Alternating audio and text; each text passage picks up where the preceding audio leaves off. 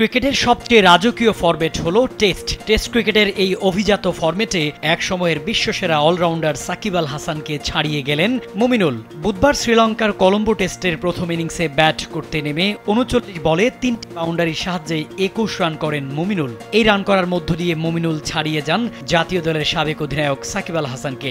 টেস্টে বাংলাদেশের হয়ে তৃতীয় সর্বোচ্চ রান সংগ্রাহক সাকিব আল হাসান। তিনি ৭১ টেস্টে অংশ নিয়ে ৫টি সেঞ্চুরি আর ৫১টি 50 সাহায্যে ৪,৬০৯ রান সংগ্রহ করেন।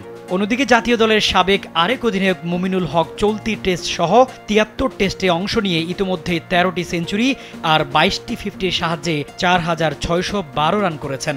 বাংলাদেশের হয়ে ৯৮ টেস্টে অংশ নিয়ে ১২টি সেঞ্চুরি আর ২৭টি 50 সাহায্যে রেকর্ড সর্বোচ্চ ৬,৩০২ রান করেছেন মুশফিকুর রহিম। ৭০ টেস্টে অংশ নিয়ে ১০টি সেঞ্চুরি আর ৩১টি 50 সাহায্যে দ্বিতীয় সর্বোচ্চ ৫,১৩৪ রান করেন সাবেক অধিনায়ক তামিম ইকবাল। ৪,৬১২ রান করে এই তালিকায় তৃতীয় পজিশনে উঠে গেছেন মুমিনুল হক সৌরভ।